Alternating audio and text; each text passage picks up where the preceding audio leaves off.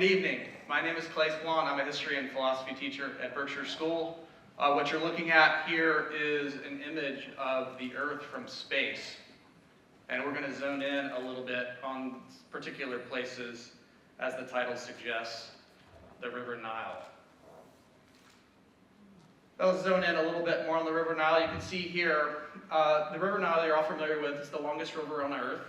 It flows about 4,000 miles from here in the south, Lake Victoria, to up here in the north, around, it empties into the Mediterranean Sea. So this is where it's time for confession. I didn't know that the River Nile flowed north until a very short while ago. Maybe some of you are just learning that now. It's okay. I didn't know that until a little while ago, and I got to confess another thing, that it still strikes me as very puzzling. Because north is up here, and rivers flow down. So how can it flow up? Well, you see, I have this little issue, and this is really what I want to talk about. There are things called mind bugs. This is a wonderful metaphor from a wonderful book. A mind bug is defined as an ingrained habit of thought that leads to errors in how we perceive, remember, reason, and make decisions. So mind bugs get stuck. I had this little particular mind bug that infected me with respect to the River Nile and the idea of something flowing north, and that's a conceptual conflation. I conflated a couple of concepts. In my mind, up and north go together, and down and south go together. Here's how it works. The conflation works like this. My conflation is up north and down south. You ever heard these phrases before? I have. So a process of fusing items together so that they become the same. Some other ideas of conflations that I have, maybe you have as well, just really quick ones to think about. Cheap and inexpensive. I think my mother taught me this one. Law and order, they go together. Sometimes we put them together. They're actually different concepts. Free market and capitalism, I just put them together. They go together for me. Alabama and championships, they go together in my mind. Can I get a roll tide? Okay, here we go. Let's move on. I had a conceptual conflation about up and north. It was a mind bug. It was stuck in there. I couldn't get it out. So I want to explore that concept a little bit with you this evening.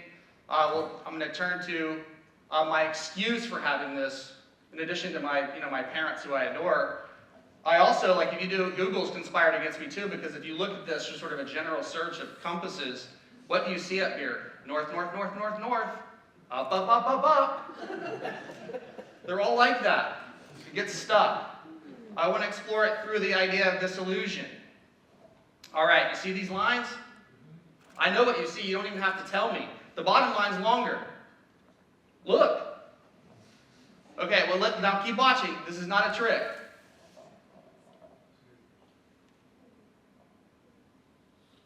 They're the same length. See? You got it? You agree that they're the same length? Are you sure? Like, here's what's really fascinating to me about this illusion. You can't fix it. I'm telling you that those two lines are the same length, but they don't look like they are. You can't even eradicate this particular error that you have in your optical field. Your brain just processes it incorrectly. So that's really interesting. Another one that's really interesting to me is this one. This is not an illusion, this is an ambiguous image. So if you look at it, this was really made famous by Wittgenstein, and when he was talking about the distinction between seeing as and seeing that. We can look up here and we can see that there are lines in a dot. We can all see that. But then we can also see it as certain things. So you can see it as a duck. You can see it as a rabbit. The rabbit's mouth is over here, and its ears are back here. If it was closer to Easter, you'd actually see it easier, probably. That's true. Okay, so here's the thing that's really interesting. One of the things that's interesting to me about this image is that we all kind of have a default about what we see earlier, and your reaction tells me that all of you sort of had a default. So, do you see the duck as a default, or do you see the rabbit?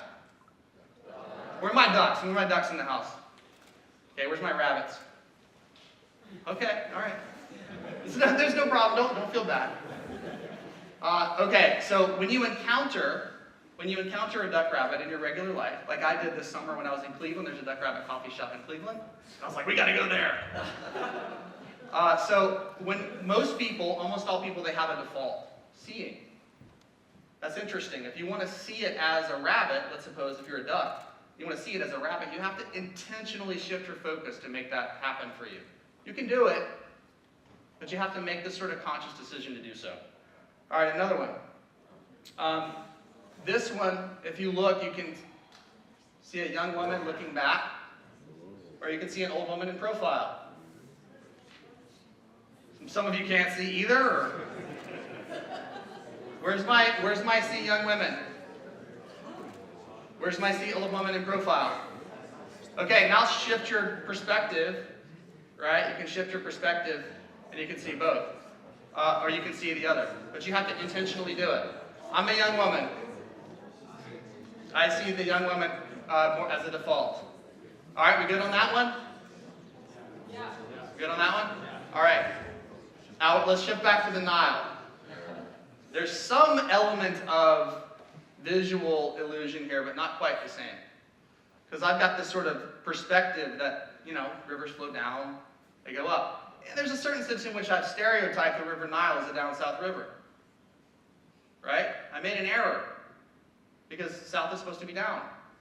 How many other times do we make errors like that when we have these perceptions in our mind, these mind bugs, that sort of infect the way we think and lead us into error if we're not aware? How do I need to shift my focus in order to see it the right way? Okay, last little piece of audience participation. Like everyone, I see some people are already doing it. Don't change your hands. I saw that. Go ahead, put it back. You're good. I need everybody just to cross their hands. It's a very natural thing. Go ahead and cross your hands like this. Okay, everyone good? All right, what you'll notice is this person right here has a left finger on the top of the cross. That's a left phenotype. This person over here has a right on the top. That's a right phenotype. All right, so take a look at yours and see whether you're a left or a right. What do you got? All right, where's my lefts? You unlocked your hands. All right, where's my rights? Okay, now here's what you need to do. If you're a left, I want you to cross them like you're a right. And if you're a right, cross them like you're a left. Okay, what most people experience when they do that, is like it just kind of feels odd. It doesn't quite fit. If you do it without thinking about it, you're going to go back to your default. I've used this, since I learned about this, I've used this as like a personal reminder for myself. So I'm a left, but now I cross right a lot when I think about it, as a reminder for myself about these particular errors that I can lead myself into. Of course, it doesn't matter which way you cross your hands. So it's just a mnemonic that I use for myself for me to be mindful of the mind bug. All right, last image to process. It makes you wonder if all of these errors there, why do people do it this way? Why do they do it this way? So I looked it up, and this is actually a map, correctly oriented from a 12th century cartographer. Having a hard time with it? Let me help. Okay, now it's upside down, and we've got Spain over here. We've got the Arabian Peninsula over here. Oh, yes, we've got the Nile, ironically, incorrectly, flowing up north. Interesting, right? It's not always, the world hasn't always been seen with north always going up. All right, last thought. The metaphor of conflation, I think, is really important. There's another metaphor that we can use about confluence. This is the confluence of the Nile at Khartoum in the Sudan. What's neat about this, most rivers, when they converge or they have a confluence, the larger one swallows up the other one. So when the Missouri and the Mississippi meet, the Missouri goes bye-bye, and the Mississippi continues on. Here, though, when they meet up or downriver, whatever, this is the White Nile, this is the Blue Nile, I'm assuming. They don't disappear, they just become the Nile. One doesn't get swallowed up. I like that metaphor. I'm a duck. But I think rabbits are people too. I might see young a little bit more readily than old, but I can appreciate the beauty in both. I might be a left phenotype, but I want to extend my hand to those that are on the right.